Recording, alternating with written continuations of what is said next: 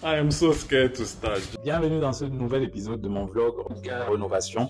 J'ai tellement appris sur les gens, sur sur la main-d'œuvre camerounaise, sur les métiers de la menuiserie, de la peinture, l'électricité, en observant seulement comment ces personnes se comportent. On n'a pas la culture de l'excellence.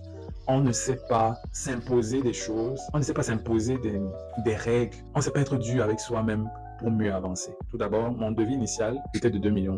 À la base, pour répondre à la question du jeu précédent, le chantier était censé mettre un mois parce que c'est ce que je pensais, je me suis dit ça. Je me rappelle quand même que mon ami qui était censé superviser tout ça m'avait dit non, ça va pas mettre moins de 3 mois quoi. Mais j'étais vraiment de loulou et je me suis dit non, un mois ça va aller, on va faire ça en un mois. Et finalement, on a fini 1 an, 1 mois plus tard.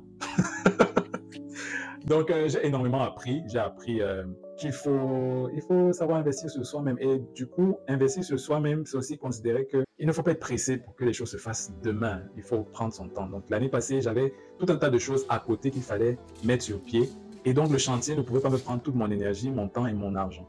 Donc, ce que je me suis dit, c'est que on va faire quand on peut. On va faire un peu quand on peut. Je me rappelle, on a fait 2 mois sans rien faire sur le chantier.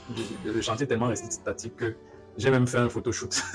J'ai fait un photoshoot sur le chantier. Et ce n'est qu'après le vernissage, 5 avenues et l'ouverture de la boutique que j'ai décidé de vraiment me concentrer dessus. Et ça, c'était dans les 2 derniers mois de l'année 2024. Je remercie encore Lionel parce que c'est grâce à ces techniciens que l'on a pu avancer.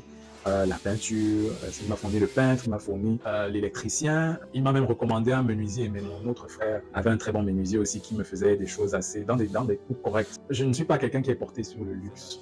Ça ne m'émeut pas forcément. Je préfère être dans quelque chose d'un peu bohémien, quelque chose qui me ressemble. Je voulais que mon appartement ressemble à mon style vestimentaire. Je voulais que ça ressemble à ma façon de vivre. Sans trop en faire. Donc, certaines choses que je n'arrivais pas à expliquer ou transmettre aux techniciens, il fallait que je les fasse moi-même. Et là, je veux remercier mon assistant.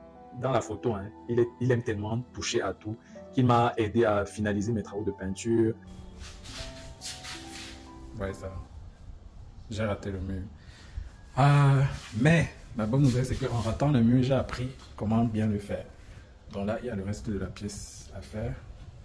Rater le mur, là, coûte cher. La peinture. Bref, je vais mieux faire ça maintenant. Donc, on y va pour le deuxième jour de peinture.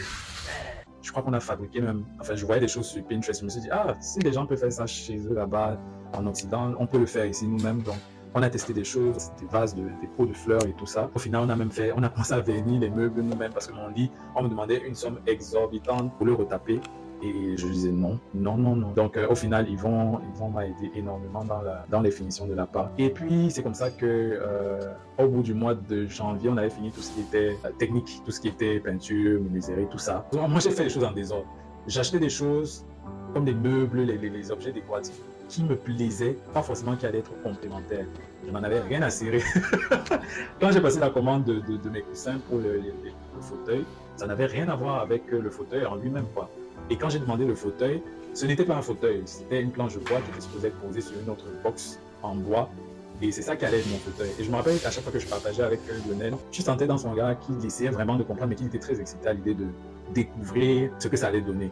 Et donc, il m'a énormément encouragé à aller jusqu'au bout. Donc, ce que moi je veux dire pour cette partie-ci de la vidéo, c'est que donnez-vous le temps et investissez dans ce qui vous plaît. La vie est tellement courte. Au final, ça n'a pas de prix de vivre bien confortablement. Seulement cet épisode avec mon lit, comme je racontais la dernière fois, a tellement changé de choses dans ma vie. Dormir bien, j'ai passé 1 année à faire des cauchemars, ma meilleure amie peut en témoigner. J'ai passé 1 année à faire des cauchemars et je crois que c'était en grosse partie parce que je dormais très mal avant d'acquérir le lit que j'ai aujourd'hui. Donc il faut investir dans son bien-être. Et vraiment, depuis que je le fais un peu, je me sens vraiment très bien. Donc aujourd'hui, le jeu va être de deviner combien ça m'a coûté la rénovation de mon petit 12 mètres carrés parce qu'au départ, j'avais une facture de 2,5 millions à 3 millions, je crois, pour tous les travaux. J'ai abandonné l'idée de faire une mezzanine et je vous demande combien vous pensez que ça m'a coûté au final. On va rire. Allez, ciao.